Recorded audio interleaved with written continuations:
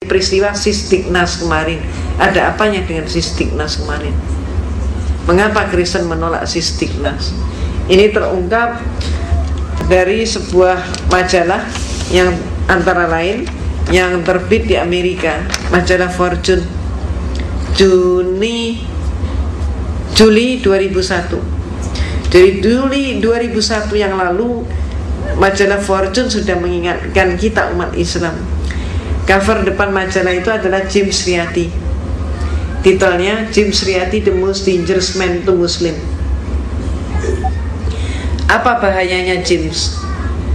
Menurut Fortune, James telah mendeklarasikan diri menjadi seorang penginjil. Tugasnya menginjili bangsa Indonesia yang mayoritas Islam. Caranya mendirikan 1000 buah sekolah, yang mana sekolah-sekolah itu rencananya digratiskan. Nah, kalau ada sekolah gratis, pemerintah juga sudah menghentikan subsidi pendidikan, sekolah jadi mahal, yang masuk berebut ke situ siapa? Umat Islam. Dibeli pelajaran apa? Agama Kristen. Inilah kristenisasi melalui pendidikan. Itu sebabnya kemarin mereka menolak mati-matian Sistignas. Dalam posisi seperti itu, ada hal lain yang bisa kita tarik hikmahnya. Perjuangan Yahudi dan Kristen adalah dengan mengubah pola pikir seseorang, termasuk siapapun dia, termasuk tokoh kita, diperjuangkan sehingga ikut pola pikirnya, ikut Yahudi dan Kristen. Peristiwa Sistignas kemarin membuktikan kepada kita ada seorang tokoh yang juga mengganjal Sistignas, ikut dengan pola pikir mereka, dengan menyatakan urusan moralitas bukan merupakan urusan negara. Akibatnya apa? Pendidikan agama pun sekarang 1 minggu hanya 2 jam saja. Ibu dan bapak yang dirahmati oleh Allah, budaya bisa kita lihat contohnya. Tapi mohon maaf, sebelum saya menyampaikan lebih lanjut, saya ada yang lupa. Tolong saya diingatkan. Mau kan ngingetin saya, Pak? Ibu-ibu jangan juga mau kan? Itu Valentine Day itu tanggal berapa? Ya, 14 Februari.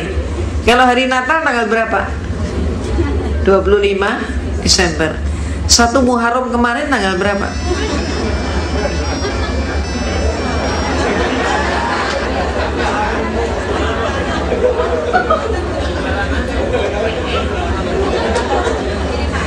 Maaf, saya nggak tanya beneran tadi, itu hanya tanya-tanyaan.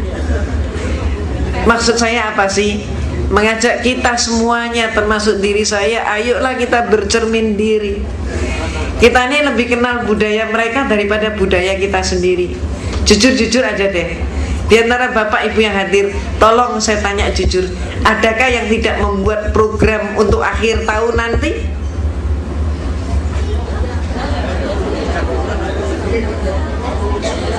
Saya tanya deh. Kebanyakan di antara kita itu sudah punya program nanti akhir tahun mau kemana, di mana, acaranya apa. Itulah kita. Tapi coba kita introspeksi, semua termasuk diri saya. Ketika malam 1 Muharram kita berbuat apa? Gak buat apa-apa. Persis 1 Muharram pun kalau kalender gak ada, kita juga lupa. Itulah, maaf, kondisi kita. Dan kondisi ini sudah diketahui oleh orang Kristen. Contoh lagi, 1 tahun yang lalu kalau saya bertanya kepada ibu-ibu majelis taklim, ibu pernah tahu biarawati, suster? Ada yang bilang belum, 1 tahun yang lalu. Tapi masuk tahun 2003, seluruh tanah air kita kalau saya tanya, ibu pernah lihat biarawati? Tahu? Tahu. Dari mana? Film. Apa namanya? Dulce Maria. Semua. Itu film Dulce Maria, itu film propaganda gereja Katolik, tapi pemirsanya justru kebanyakan umat Islam. Sukses dia. Coba ibu-ibu ya, nanti buktikan, bapak-bapak silakan buktikan. Pulang dari kantor nanti sore, tanya deh kepada anak tetangga. Anak kecil tuh ditanyain. Silakan tanya begini, kamu ingat Dulce? Ingat. Ingat Shinchan? Shinchan itu ingat. Kemudian ubah pertanyaan, Kamu ingat Hasan dan Husin? Siapa? Maaf, itu anaknya orang Islam 7 turunan itu.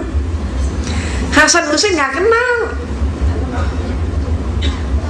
Begitu juga ibu-ibu yang nggak pernah ikut majelis taklim, tetangga ibu, bapak, silakan ditanya. Ibu ingat Sisilia? Ingat. Betty Rafia? Ingat. Cassandra? Apalagi Cassandra nangis, saya ikut nangis kok. Maria Mercedes? Oh, kenal. Silakan ganti pertanyaan.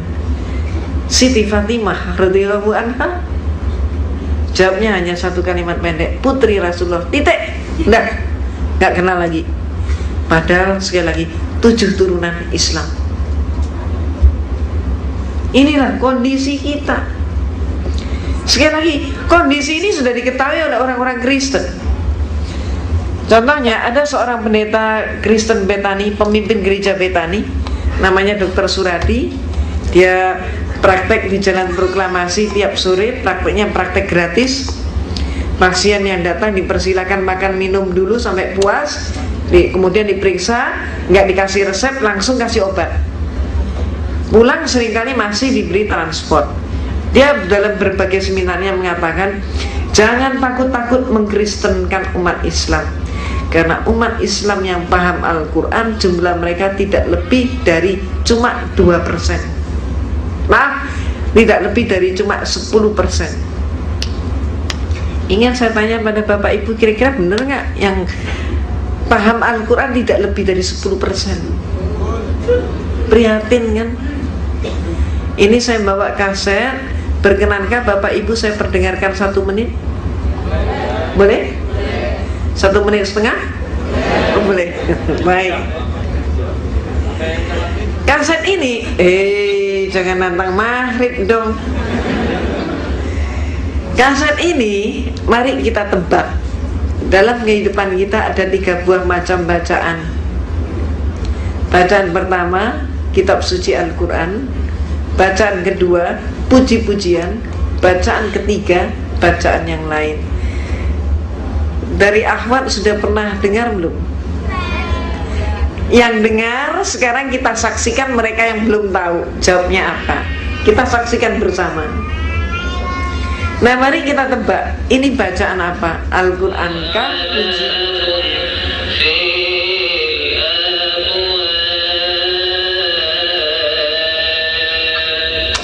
Kira-kira apa? Pujian atau Al-Quran? Al-Quran atau pujian? Gimana? Al-Quran atau pujian? Pujian atau Al-Quran? Baik, banyak yang menjawab pujian. Coba kita saksikan, apakah ini Al-Quran, pujian, atau yang lain. Mari kita saksikan, kita cermati jawaban mereka. Dari jawaban mereka itulah kita bisa menentukan bacaan tersebut bacaan apa. Coba kita amati.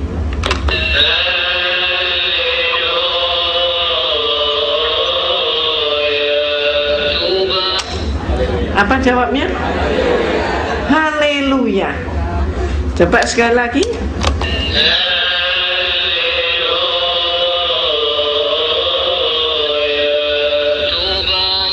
Haleluya. Jadi jelas haleluya itu bukan tilawatil Quran, bukan pujian. Haleluya adalah jawaban terhadap tilawatil Injil. Injil berbahasa Arab. Ini sekarang yang banyak sekali dipakai untuk memurtadkan umat Islam. Termasuk sebelumnya, ini bagus kah? Indah? Indah mana dengan yang ini? Yang pertama atau yang kedua? Yang kedua. Yang pertama. Sayangnya yang kita katakan indah ini bukan kaligrafi kita. Kedua-dua kaligrafi ini adalah kaligrafi Injil Matius. Dan sekarang sudah banyak sekali di sablon dalam kaos dan dijual dengan harga yang sangat murah.